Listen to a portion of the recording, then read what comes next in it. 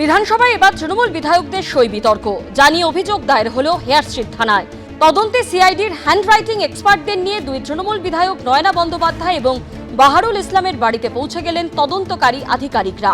শোভনদেব চট্টোপাধ্যায় বিরোধী দলনেতা হবেন এই মর্মে একটি প্রস্তাব নিয়েছিল তৃণমূল। দলের বিধায়কদের সই সহ সেই প্রস্তাব জমা দেওয়া হয় বিধানসভায়। সূত্রের খবর, সেখানে কয়েকজন তৃণমূল বিধায়কের সই নিয়ে বিধানসভার অফিসারদের সন্দেহ হয়। এ নিয়ে বিধানসভার সচিবের তরফে হেয়ার স্ট্রিট থানায় অভিযোগ জানানো হয়। তদন্তে সিআইডির হ্যান্ডরাইটিং এক্সপার্টদের সাহায্য নেয় পুলিশ। বৃহস্পতিবারই চৌরঙ্গীর তৃণমূল বিধায়ক নয়না বন্দ্যোপাধ্যায় এবং ক্যানিং পূর্বের তৃণমূল বিধায়ক বাহারুল ইসলামের বাড়িতে পৌঁছে যান তদন্তকারীরা। সই না মেলা নিয়ে নয়না বন্দ্যোপাধ্যায় যুক্তি দিয়েছেন। 6 তারিখে আমাদের একটা সেলফি মিটিং ডাকা হয়েছিল দলীয় ভাবে। তো ওখানে আমরা যখন যাই তখন আমরা হাত তুলে সবাই মিলে শোভনদেব চট্টোপাধ্যায়কে, শোভনদাকে আমরা অপোজিশন লিডার আমরা সিলেক্ট করি। 4 তারিখ থেকে এতবার ব্লক লেটার্সে লিখে তারপর কনস্টিটিউয়েন্সি লিখে সই করতে গেছি, সইয়ের জায়গা ছিল না। তো ডেটটা লিখে আমি বললাম তো শেষ হয়ে গেল, সই তো জায়গা নেই। তো বললো ঠিক আছে। তো আজকে সিআইডি এসছেন, 2বার এসছেন। আজকে যেহেতু ঈদের দিন আমরা নিশ্চয়ই রাস্তায় থাকি, তো উনি এসছেন, আবার এসে বিকেল বেলাও এসছেন। এসে তখন বললেন যে না, আমরা ভেতরে যাব না, আমরা এখানে এইটুকু জানতে এসছি, এটা কি আপনার লেখা? আমি বলছি হ্যাঁ, এটা আমার লেখা। দেখুন, জায়গা ছিল না বলে আমি সই করতে পারিনি। আপনারা বললেন না, আপনার প্যান কার্ড দিন। প্যান কার্ড সিজ হলো, আবার সেটাকে জেরক্স হলো, আবার আমাকে সই করালেন। তবে ক্যানিং পূর্বের তৃণমূল বিধায়ক বাহারুল ইসলামের চাঞ্চল্যকর দাবি, তাকে যে সই দেখানো হয়েছে তা তিনি করেননি।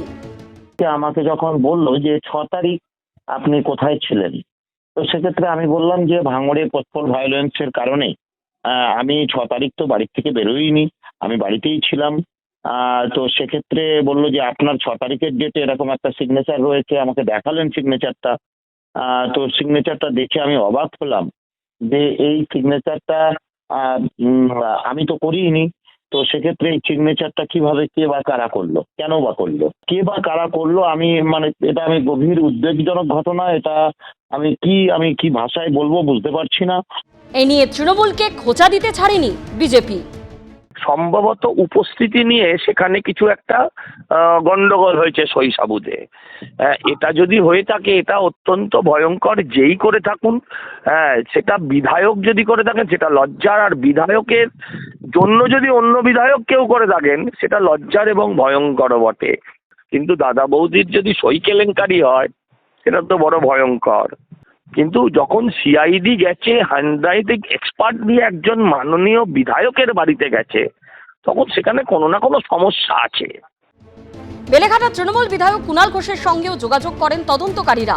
তিনি বাড়িতে না থাকায় তদন্তকারীদের পরে আসতে বলেন। আশাবুল হোসেন, ময়ূর ঠাকুর চক্রবর্তী ও রঞ্জিত হালদারের রিপোর্ট, এবিপি আনন্দ।